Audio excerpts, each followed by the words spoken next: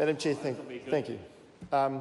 First of all, I'd like to acknowledge the members of the Justice Select Committee that are here today, including the Chair, Raymond Hu, and I'd like to acknowledge the great work done on this by the Honourable Amy Adams, and also I'd like to acknowledge the Honourable Andrew Little for taking it on. Now, I was put on the Justice Select Committee when I first became an MP, which was only a few months ago, and I was learning about how Select Committees work, and I thought that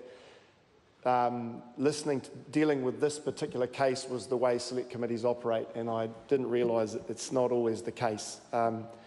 It's an important piece of legislation. I'm proud to have served on it, and I found that the whole Select Committee across parties supported this, and quite frankly, it's a no-brainer to support it anyway. Very collegial manner that we dealt with it.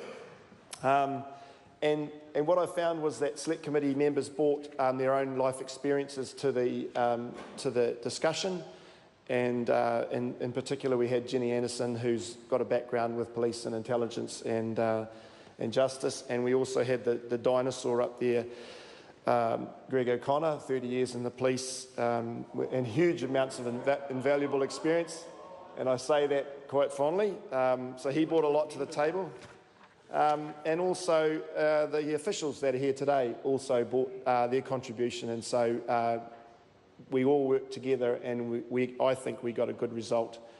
Now, one of the things we argued about, or talked about, actually discussed, we didn't argue, we talked about it, was what the definition of expunging would be, or what would literally it would mean. Would it mean that on the computer screen it said the conviction and then it had the word expunged by it, or did it mean that there was no reference to what the conviction was and it was just said expunged?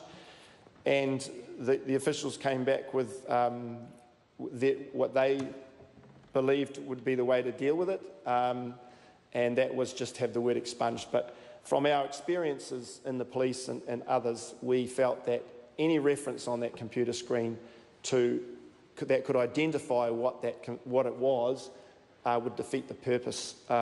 So then the officials came back to us and said, well, why don't we just make it an offence to disclose whatever was on the screen? But I have to hark back to an experience, or my experience when I was in the police, was that, and it doesn't relate to this particular thing, but it is along the similar lines, and that was a school teacher that came to the area, and he had some convictions, just a minor one, very minor one, and people within the courthouse, it was a small town, and people within the courthouse had access to that information and disclosed it, and it caused them a lot of problems. Very minor stuff, nothing to do with this, but it caused them problems. So from my own experience, I felt that the computer record itself had to have no reference in there, otherwise it would defeat the purpose.